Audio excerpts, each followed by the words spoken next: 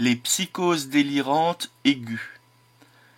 Les états psychotiques aigus se caractérisent par leur durée, qui doit être inférieure à 6 mois, et par la présence d'éléments délirants accompagnés souvent de troubles du comportement, de signes thymiques et cognitifs. C'est une urgence psychiatrique qui nécessite le plus souvent l'hospitalisation. Si le pronostic à court terme est plutôt favorable, le devenir à long terme des psychoses délirantes aiguës est très variable. Il peut s'agir d'un épisode unique, d'un mode d'entrée dans la schizophrénie, d'un épisode inaugural d'une psychose maniaco-dépressive. Parfois, enfin, le patient connaîtra d'autres épisodes du même type au cours de son existence. Dans les pays de langue française, il existe une conception relativement unitaire des psychoses délirantes aiguës, appelée plus communément bouffée délirante aiguë, à la suite des travaux de Magnan qui, en 1893, a décrit, entre guillemets, les délires polymorphes des dégénérés. Dans les pays de langue anglaise ou de langue allemande, ainsi que dans les pays scandinaves, de très nombreuses conceptions différentes ont été avancées pour décrire et classer les états psychotiques aigus, dont on ne compte pas moins de 25 synonymes dans la littérature psychiatrique. Le DSM-4, par exemple, différencie deux troubles, le trouble psychotique bref et le trouble schizophréniforme. Le premier se caractérise par la présence d'idées délirantes, d'hallucinations, d'un discours désorganisé ou d'un comportement désorganisé ou catatonique. Sa durée évolutive se situe entre 1 jour et 1 mois avant le retour complet au niveau de fonctionnement prémorbide.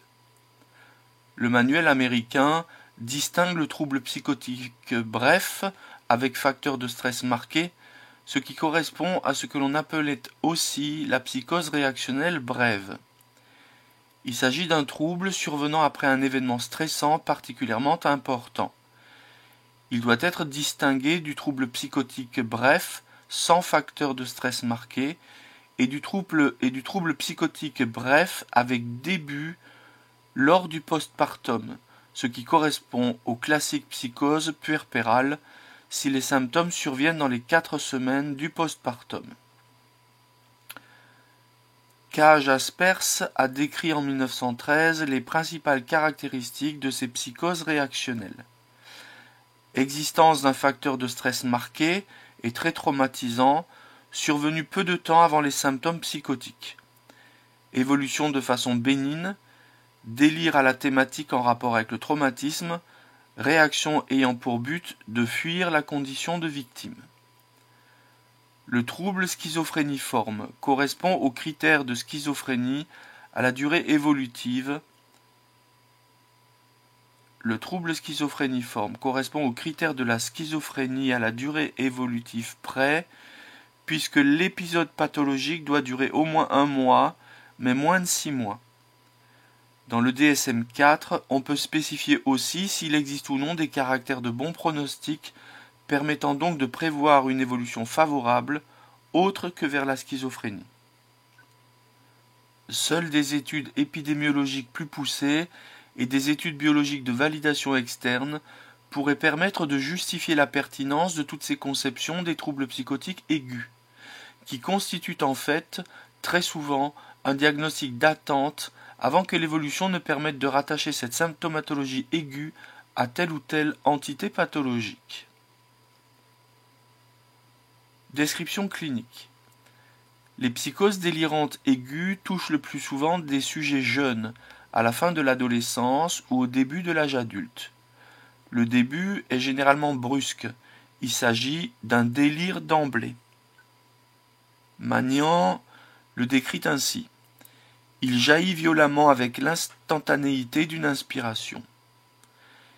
Il peut parfois exister une phase prodromique marquée par une dysphorie, des troubles de l'humeur ou des réactions anxieuses, mais sans commune mesure avec la symptomatologie délirante qui caractérise cet état. Souvent, ce sont des troubles du comportement majeurs, comme une fugue, un état d'agitation ou une claustration, qui témoignent de l'épisode délirant. Le délire est donc polymorphe, c'est-à-dire polythématique, et mettant en œuvre tous les mécanismes délirants. Le délire est peu organisé et vécu intensément par le sujet. Les thèmes et les mécanismes peuvent se succéder au cours de l'épisode ou au cours d'une même journée. On trouve très souvent des thèmes de grandeur, de toute puissance, des thèmes mystiques, des thèmes de persécution, d'influence ou de possession.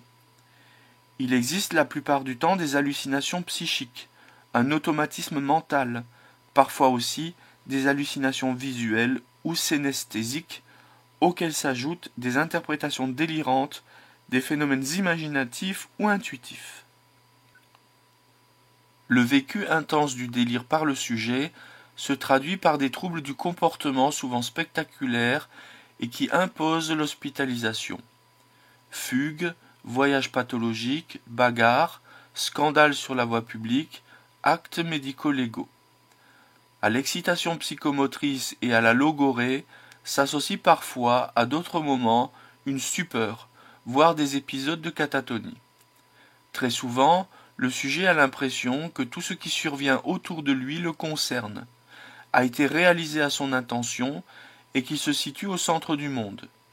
Son humeur est profondément perturbée, labile, tantôt expansive, euphorique, tantôt au contraire quasi mélancolique. Il existe des sentiments d'angoisse très intenses pouvant atteindre la déréalisation et la dépersonnalisation. La vigilance et la conscience sont peu altérées. Si la désorientation temporo-spatiale n'atteint pas le degré de celle observée dans la confusion mentale, souvent néanmoins les repères spatio-temporaux sont bouleversés et le rythme veille-sommeil perturbé. Dans le contexte puerpéral, les états délirants aigus se caractérisent par des thèmes en rapport avec l'accouchement, négation de l'accouchement, idée de substitution d'enfant, et un risque d'infanticide. Évolution et éléments pronostiques. Classiquement, la bouffée délirante évolue vers la guérison au bout de quelques jours à quelques semaines.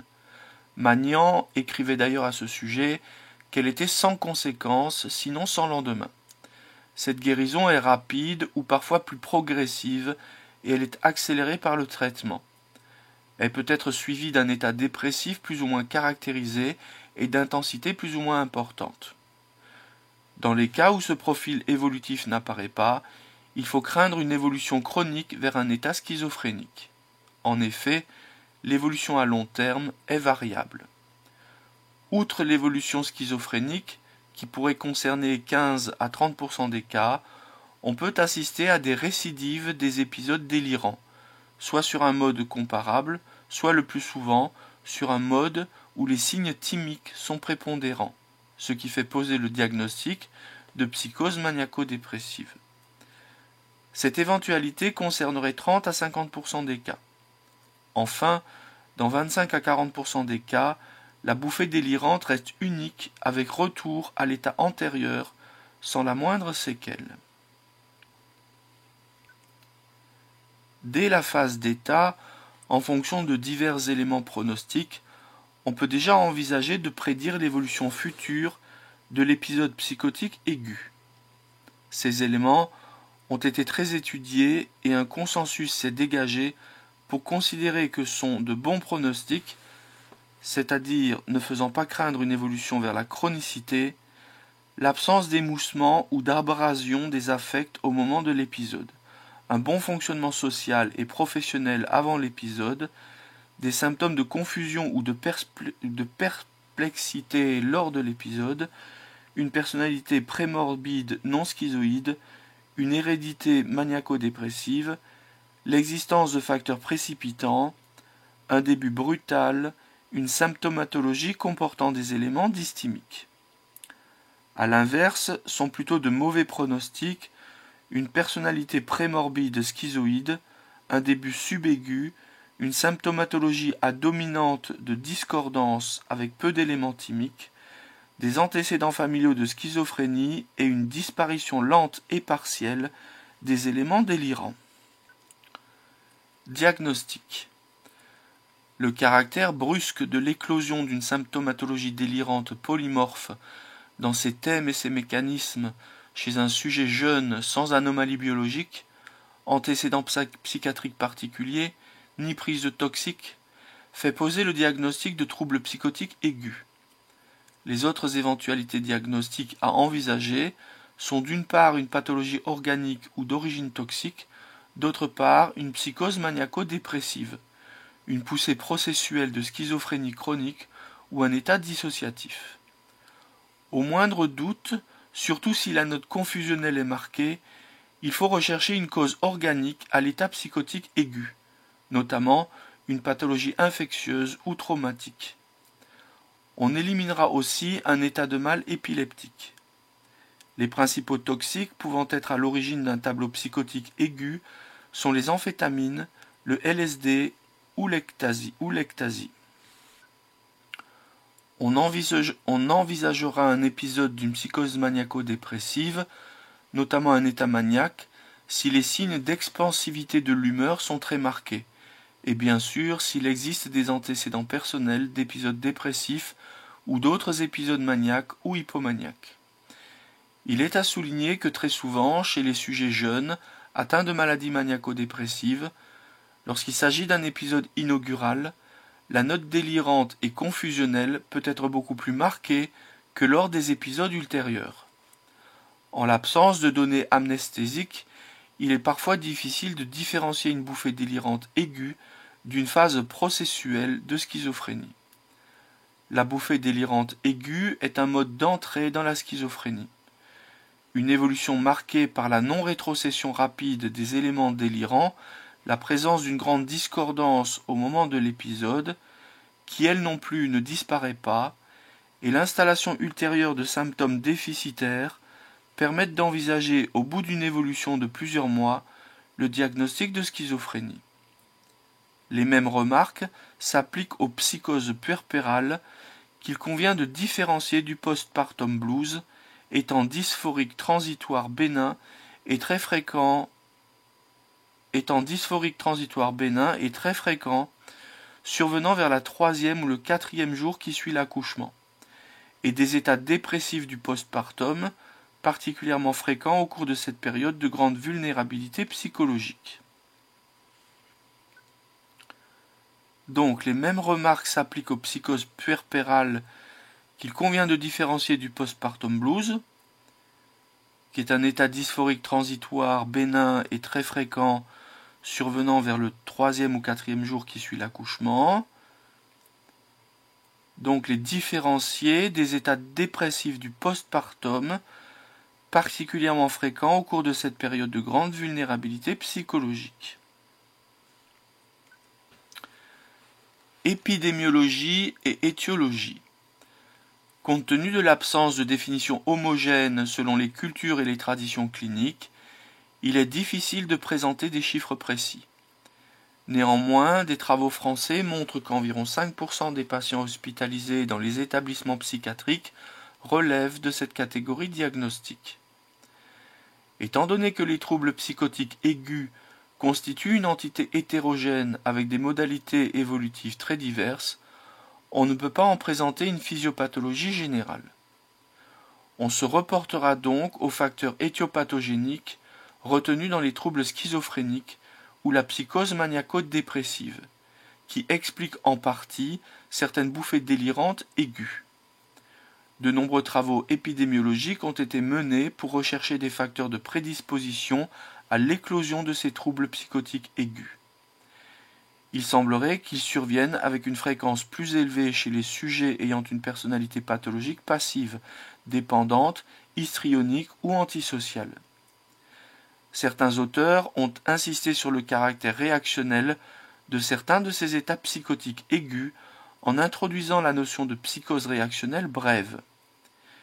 Il peut s'agir d'un stress émotionnel, d'un choc affectif ou d'une situation de frustration majeure. Néanmoins, on observe aussi des états psychotiques aigus survenant sans facteur déclenchant particulier. Traitement. Un état psychotique aigu impose toujours l'hospitalisation, au besoin, sans le consentement du patient. Il s'agit en effet de le protéger contre les conséquences du délire et des troubles du comportement qu'il entraîne. Initialement, le traitement vise à obtenir une sédation de l'agitation, de l'angoisse et des éléments délirants. On a le plus souvent recours à un traitement neuroleptique associé à un traitement sédatif, qu'il s'agisse d'un neuroleptique sédatif ou d'un tranquillisant de la famille des benzodiazépines à forte dose. Il est parfois nécessaire d'administrer ces produits par voie intramusculaire lorsque le sujet est très agité et peu coopérant. Certains auteurs préconisent l'utilisation des sels de lithium lorsque les symptômes thymiques expansifs sont très marqués en raison de l'effet antimaniaque de ce produit. Dans les cas où les traitements prescrits initialement n'entraînent pas ou peu d'amélioration du patient, il peut être utile d'avoir recours à l'électroconvulsivothérapie, souvent très efficace dans les états psychotiques aigus. Par la suite, selon l'évolution, on peut être amené à prescrire des antidépresseurs en cas de dépression post-psychotique, en diminuant progressivement les doses du neuroleptique. Lorsque la symptomatologie disparaît rapidement, pour éviter la rechute, on maintient le traitement neuroleptique à la dose minimale efficace pendant une durée de 6 mois à 1 an. En cas d'évolution vers une psychose maniaco-dépressive, on préconisera plutôt l'utilisation d'un thymorégulateur, de préférence les sels de lithium. On se reportera au chapitre concernant la schizophrénie lorsque la bouffée délirante aiguë en constitue un mode d'entrée. Outre les mesures chimiothérapiques, il faut proposer au sujet des mesures d'ordre sociothérapique pour limiter au maximum les conséquences de l'état psychotique aigu sur son avenir socio-professionnel et sa vie personnelle. Il est toujours utile dans les suites de l'épisode aigu d'offrir au patient un soutien psychothérapique qui sera aménagé selon l'existence ou non d'un trouble de la personnalité et de facteurs déclenchants ayant pu favoriser la survenue de l'épisode. Fin de la lecture du chapitre.